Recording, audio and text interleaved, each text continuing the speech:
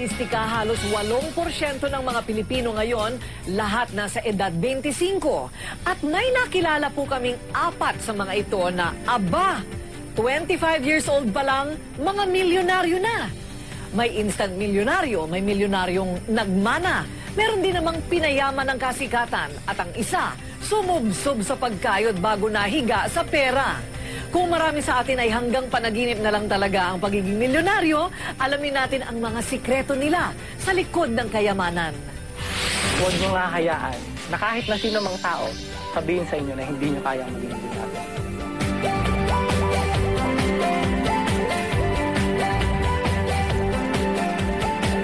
Sa kanyang edad na 25, si Rica Peralejo, milyonarya na. May Ford Expedition, bagong bahay sa Philinvest at condominium unit sa Eastwood. May negosyo na rin siya na unti-unti na ring nakikilala at lahat ng kanyang milyones, utang daw ni Rica sa kanyang kasikatan at katanyagan bilang artista na nagsimula noong siya ay 12 taong gulang pa lamang. Sa bilis ng pasok ng pera, nakapagpundar si Rica hindi lamang para sa sarili kundi para din sa ina at mga kapatid. Nowadays, talaga mahirap ang pera, di ba? But for us, kasi masarap yung daloy ng pera. So, marami kang pwedeng malagyan ito. Nang makasali naman sa Game Ka Na Ba noong Pebrero ang 25 anyos na si Nenet Consolacion.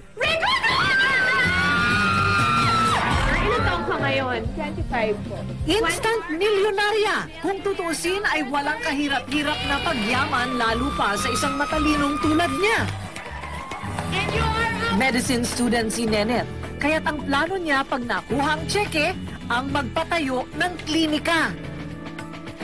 Finally, nakuha ko na yung cheque ko at I'm so happy kasi lahat ng mga plano ko na gusto kong gawin, especially yung clinic, mapapagawa ko na siya.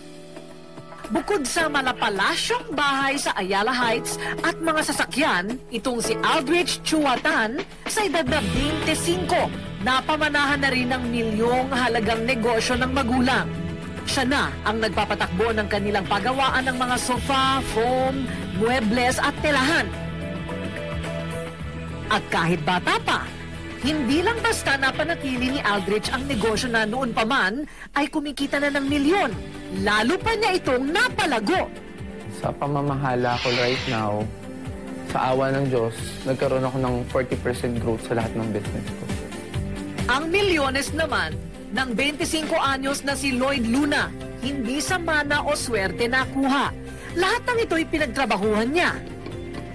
8 taong gulang pa lamang si Lloyd, banat na ang buto niya sa pagbebenta ng tinapay kasama ang ama sa Gumaca, Quezon.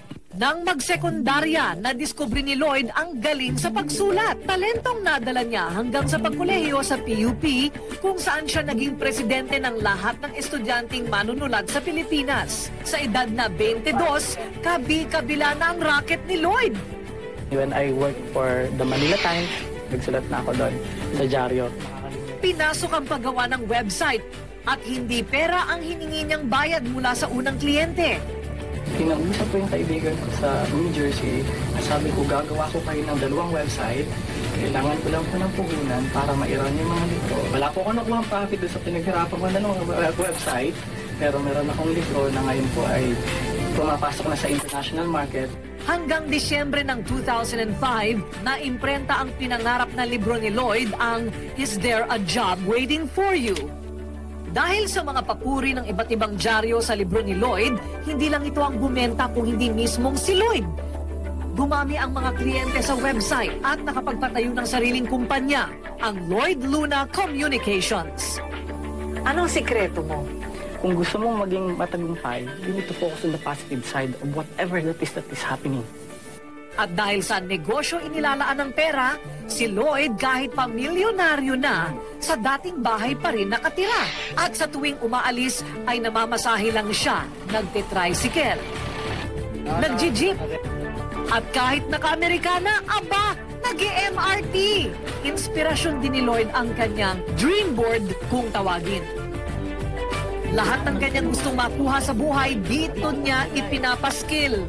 Ano ba yan nakasulat sa 5 piso na yan? Million po ito sa akin. Na every time na gumigising ako sa umaga, ito ang kauna-unahan kong nakikita. Nung makita ko yung check ko, yung bank account ko, na mukhang parehas na sila ng figure. Oo ba? Mukhang totoo nga po talaga. Ano naman yan? Parang resort po, resort na bahay. Ang ibig mo sabihin, gusto mo magkaroon ng ganyan. Opo. Ito naman po, kukunin ko siya kapag ang aking net worth na ay 10 million. Ayon kay Lloyd, importanteng isinusulat din ang plano sa buhay. Dahil sa akin po, kapag ang plano hindi nakasulat, it's just a wish. So kailangan talaga sinusulat. At maisusulat mo kung paano mo gagawin yan, anong dapat mong gawin, plano na yan. Posible naman pala eh. Kung tutuusin, wala sa edad. Konting swerte.